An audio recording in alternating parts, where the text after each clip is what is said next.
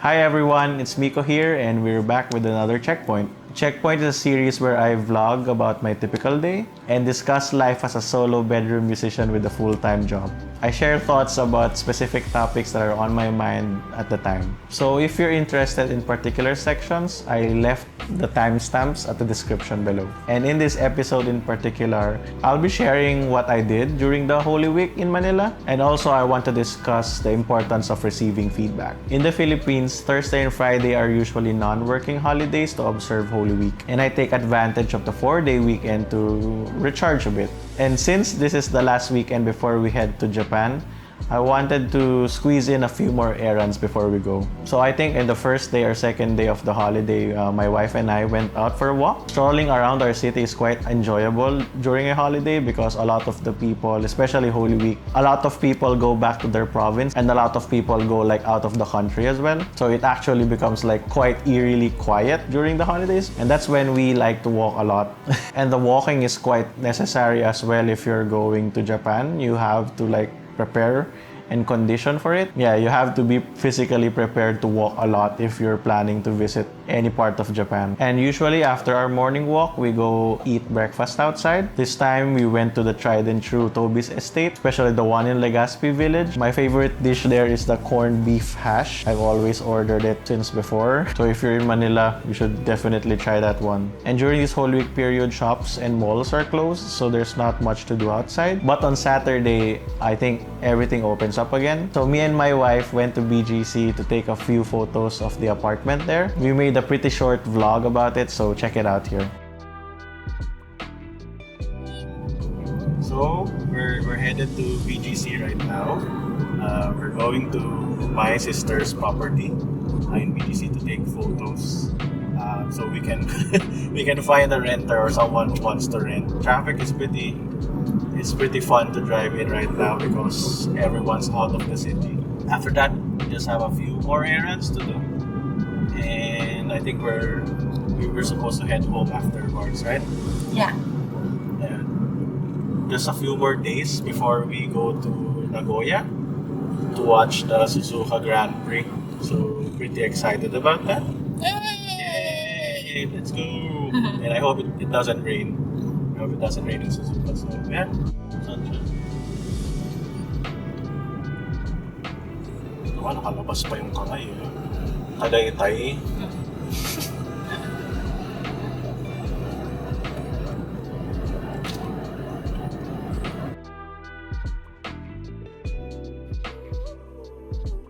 Where are we going now? Well, I made a stupid mistake. I left the keys of the property back at our home. So we're going to go get it. So lucky that we live in Makati. If the key is in Fairview, imagine how long is the drive even if it's Holy Week. So yeah, did something dumb today. Sad. Just gives us extra time to do other stuff. And there's a pictorial, wedding pictorial.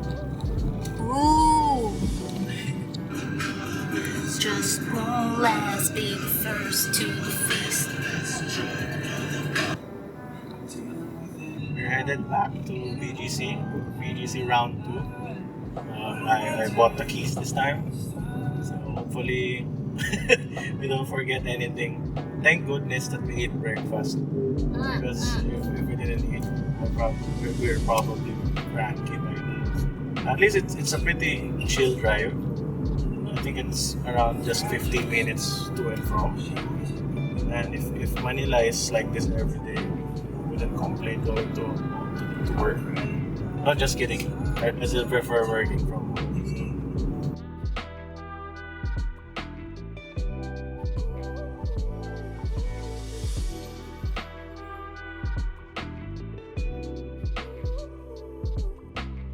Then later that day, we dined at Texas Roadhouse. And I have to say, even if it's been a while since I ate there, I didn't remember the food to be that good. But last time we ate there, it was really good, and we plan to try it again. Then last on our Saturday trip, we went out and bought film for our Lomo camera. We ended up buying a few boxes, but we actually just bought 2 for the trip. There's a vlog regarding that Japan trip as well, so if you're interested to see it, It's coming soon. And then the last notable thing about the weekend is at the end of Sunday, I had a call with my friend David. He's a talented guitar player and I value his opinion on a lot of things. And fun fact, he also wrote the majority of the song Tachiomi on my first EP. And as I mentioned in the last update, you can watch it here.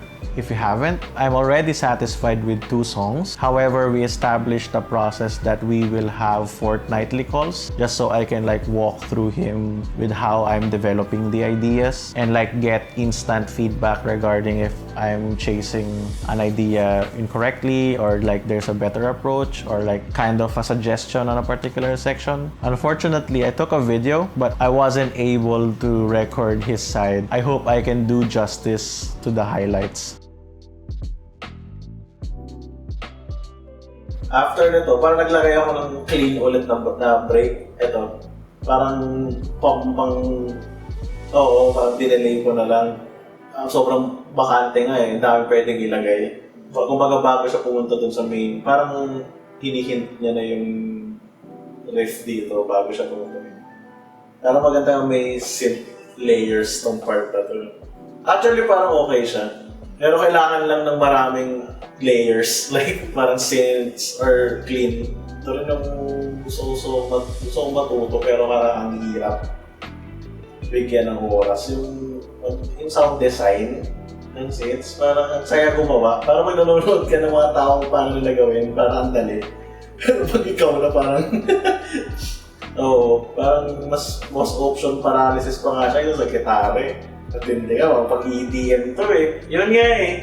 Alam mo, ever since ata nung huli kong sulat siguro.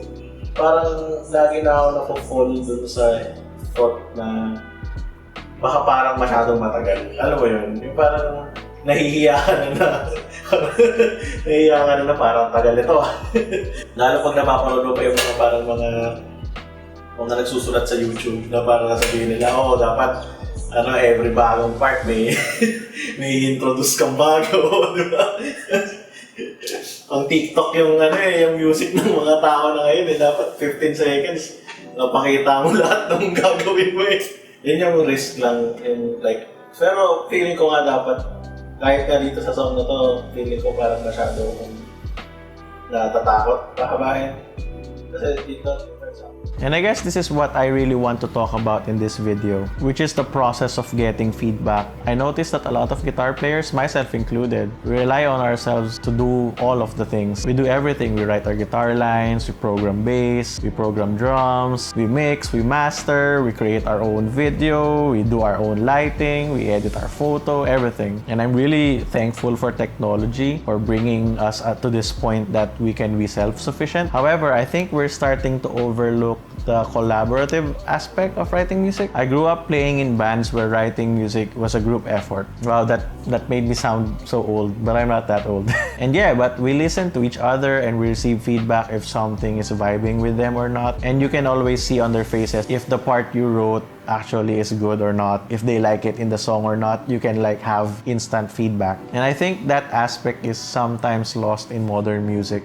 And of course, there's always exceptions to the rule. There are many talented individuals and they can create exceptional music on their own. However, for me, and I guess a lot of people, I still believe in getting someone's opinion on a particular item or thing. Makes you reconsider about the ideas you're working on, and maybe you can create a better idea because of that feedback. Second guessing isn't necessarily a bad thing.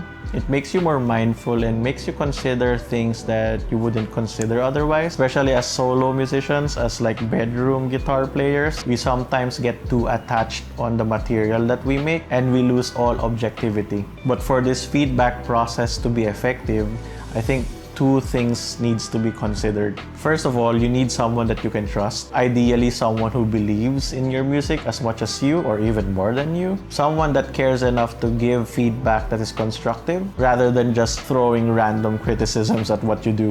This alone can be challenging, but once you find someone locally or someone you meet online, it's invaluable to have their support in your music writing process. Secondly, and I think most importantly, you need to step back and actually have humility to receive the feedback. As musicians, as artists, we tend to pour our emotions through our art, and having someone critique it and like suggest changes to it, sometimes it can be a tough pill to swallow. We may be tempted to question their feedback or doubt their intentions. Are you really serious in giving feedback, or you really just want to attack me? That can be a case sometimes. And of course, I'm not telling you to blindly follow anyone's feedback. You don't follow feedback just because you trust the person 100%. Many of us in the solo musician space really work alone and rely on ourselves solely, and we lack the collaborative feedback loop that having a friend or like a bandmate provide. I use the notes from David's feedback and I use it for points for consideration. And I sometimes explore that path and I assess if it improves the music or not. However, if I disagree, I trust myself to make the right call. Of course, writing music, it should be coming from within and it should be genuine, not to satisfy anyone else but your intentions. At least that's how I write my music. So in the end, it's all about finding a balance and being honest with yourself, trusting yourself to make the right call to determine if the feedback aligns with your vision or not. Because again, at the end of the day, it's your art, it's your creation. And I believe seeking feedback, seeking effective feedback can only improve it. And I think that principle not only applies to music, but like everything in life. And I guess that's it for the video. Let me know what you think. And let me know in the comments if you're interested in receiving feedback as well. Maybe I can create like a YouTube series about it. I actually did a few Facebook group feedback sessions before and I really enjoyed helping out. So I hope I get to do that again in some way or capacity. And I actually do paid one-on-one sessions as well if you're interested in that. And if you're looking for a more professional one, a more talented one, I suggest you book a one-on-one feedback session with Nick Broomhall. He's a good buddy of mine and he's been killing it on YouTube. Go check out his channel if you haven't seen it yet. Oh, and before I leave, don't forget to like and subscribe as usual. And yeah, this has been Miko, and I'll see you on the next video. Bye!